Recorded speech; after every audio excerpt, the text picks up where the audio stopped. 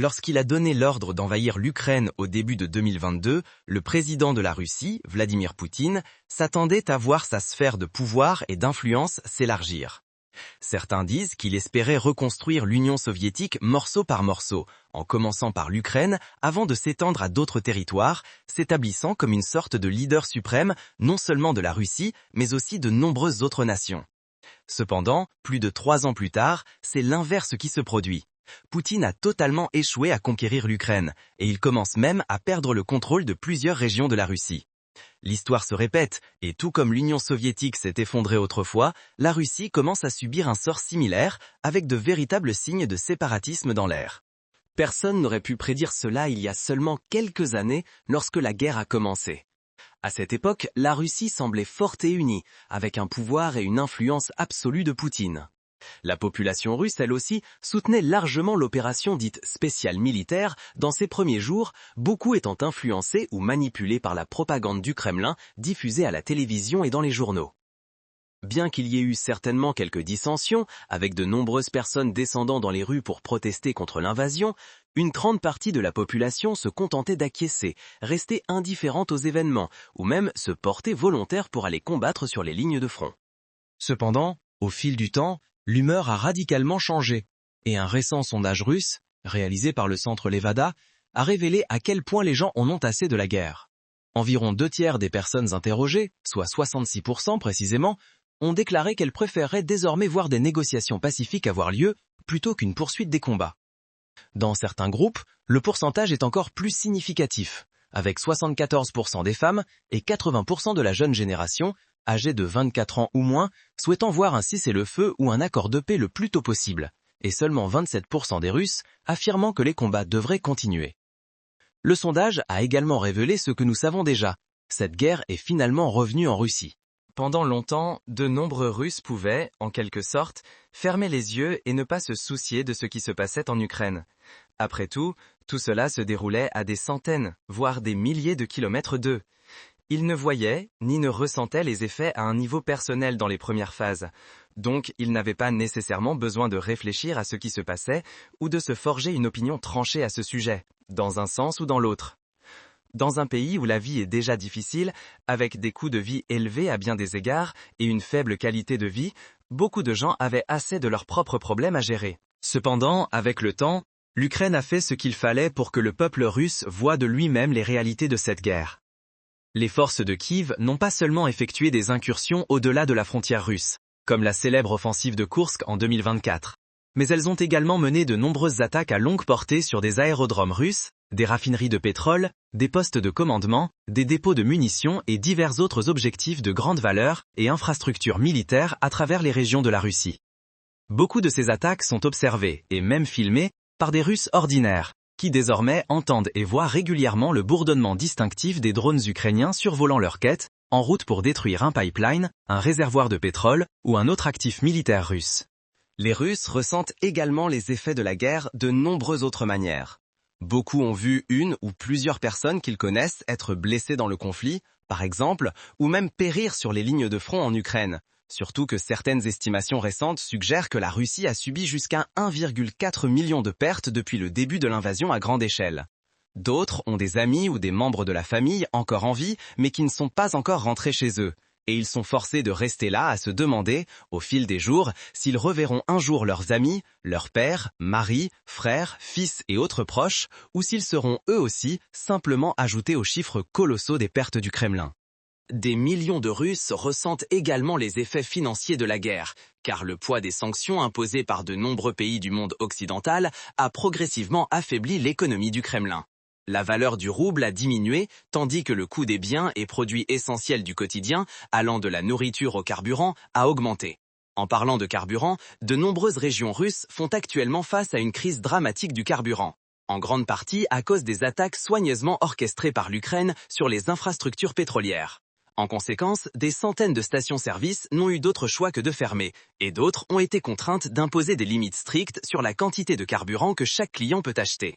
En bref, même pour ceux qui n'ont pas directement perdu quelqu'un ou été directement touchés par la guerre, celle-ci rend indirectement leur vie plus difficile, l'argent qu'ils gagnent et économisent valant beaucoup moins qu'auparavant, et de nombreuses libertés personnelles, de la liberté de voyager à la liberté d'expression, étant restreintes par le Kremlin.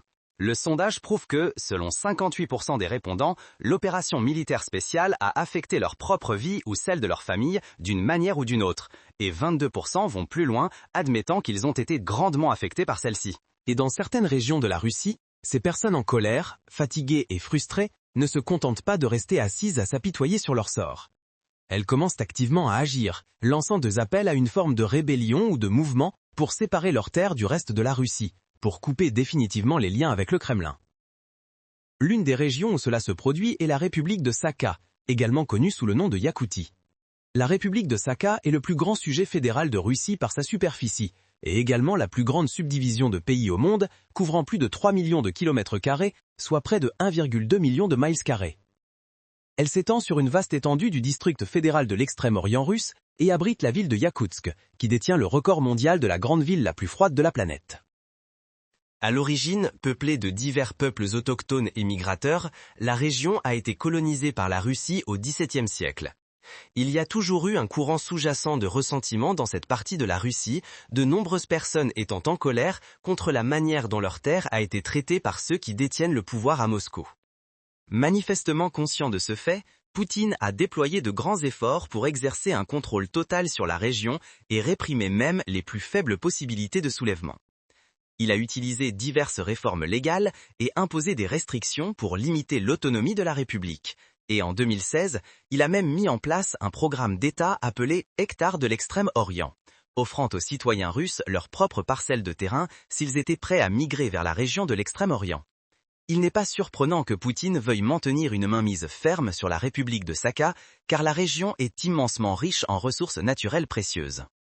Elle abrite l'une des plus grandes et plus profondes mines de diamants à ciel ouvert au monde, la mine de Mir, où des diamants ont été découverts pour la première fois en 1955. Le plus gros diamant jamais extrait en Russie a également été trouvé ici plus tôt cette année, atteignant l'impressionnant poids de 468 carats.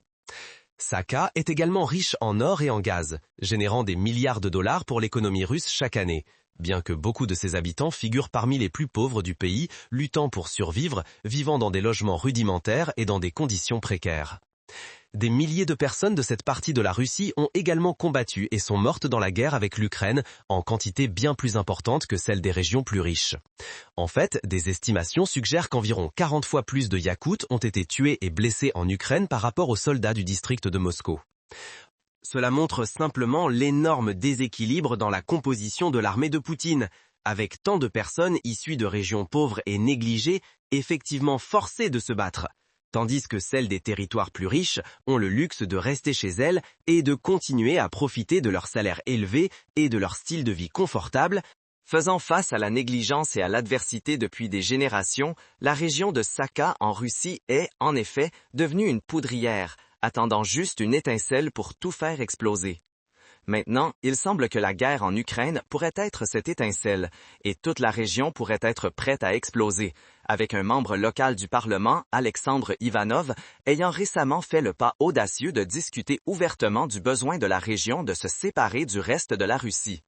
S'exprimant en septembre, Ivanov a appelé à l'unité parmi tous les nombreux peuples autochtones qui ont été victimes de la colonisation russe au fil des âges.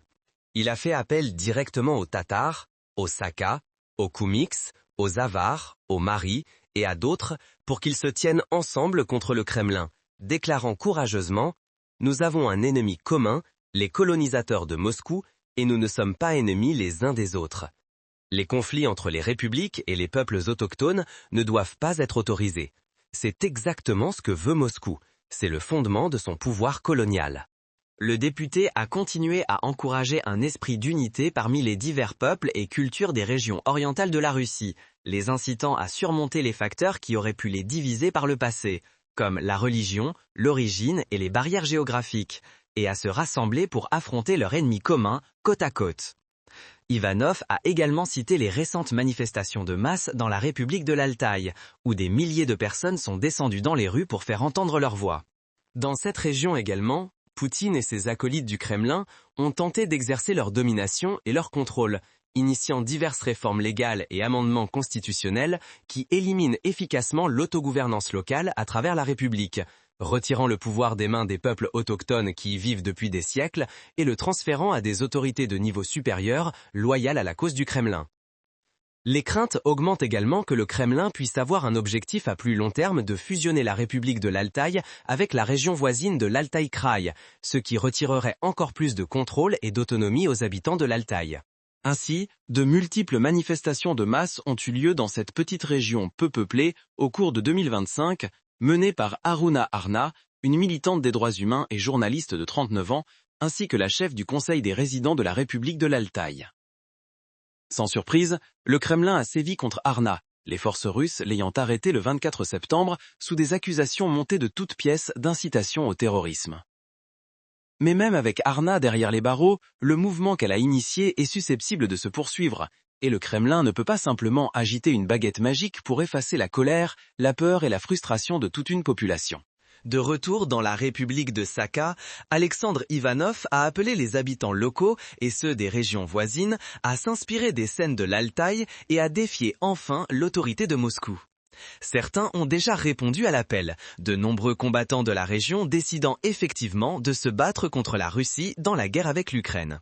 De nombreux Yakoutes ont pris les armes au sein du bataillon sibérien de l'Ukraine, repoussant les forces russes, inspirant beaucoup de leurs compatriotes chez eux et rêvant d'un avenir où leur terre pourrait à nouveau être libre.